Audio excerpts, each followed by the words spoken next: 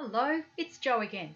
Today I thought I'd talk to you about some of the materials I use, predominantly the synthetic man-made ones because they're the key materials in my necklaces and most of my jewellery.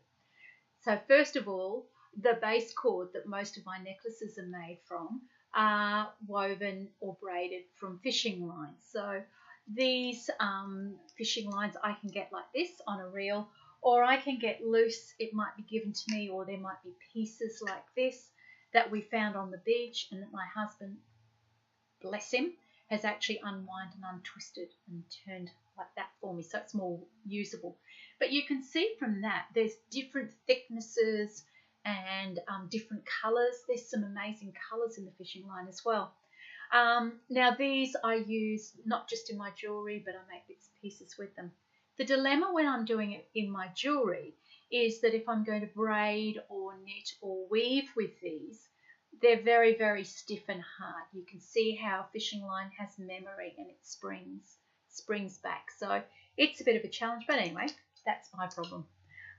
So things like fishing line, I get hard plastics as well.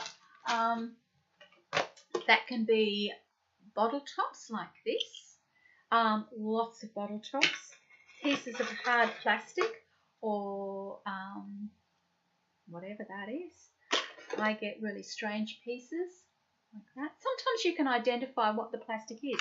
Now, you can see in this bucket, some school kids have collected some of these.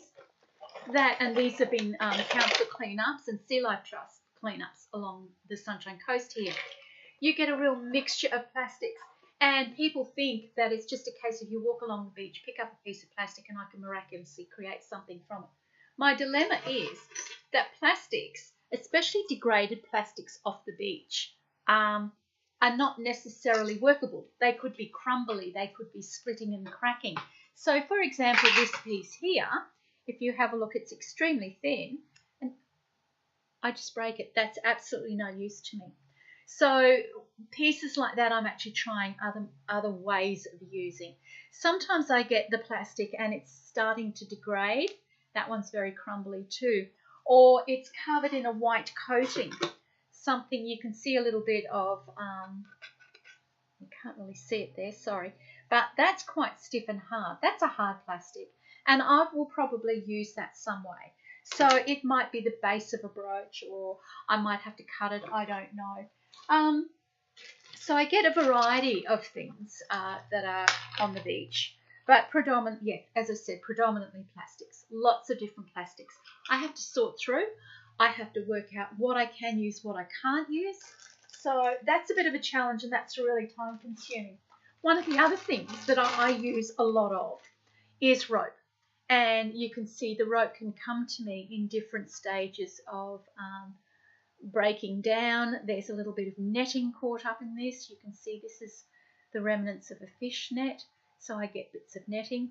And again, it's not as simple as getting a whole piece of netting and I can cut it up and use however much. Sometimes it's little pieces like that. And my challenge is, how can I recycle something small like that into something that can be reused or reworn? You can see here that this rope is actually frayed and it's actually pulling apart. And you may not see it, but there's bits that are falling off it. So again, rope is another material that I use a lot of.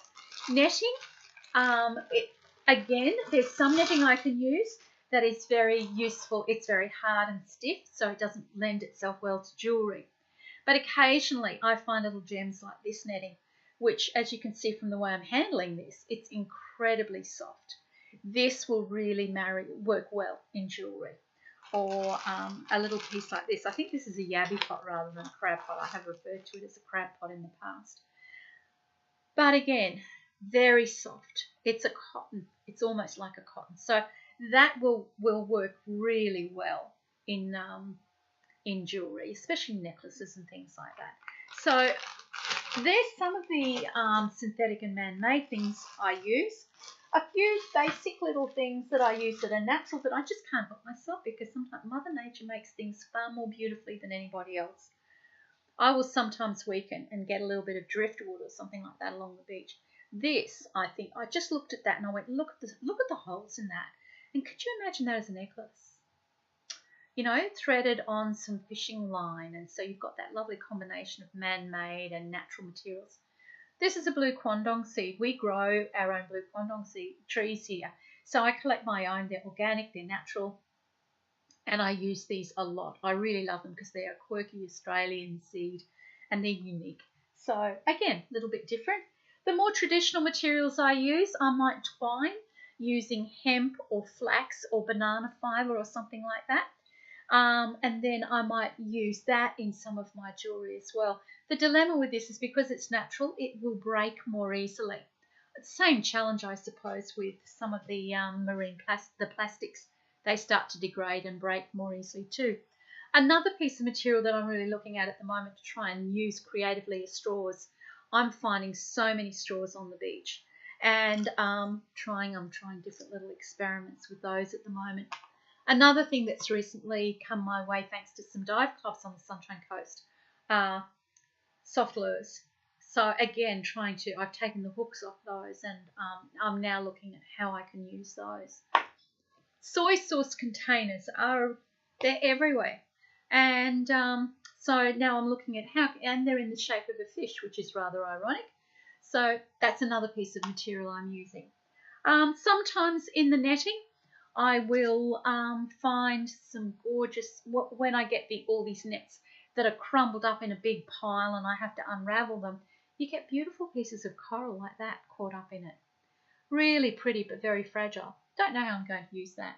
And then you might get, I get a pile of these rusted hooks and lures, and I'm actually playing around with ideas about how I can safely use something like this in a piece of jewellery. So my goal is to be able to my dream is to eventually have a way of using any of these man-made materials in my jewellery. So I hope that gives you a little bit of an insight into some of the crazy pieces of jewellery that I use. I hope you have a nice day, and thanks for listening. Bye.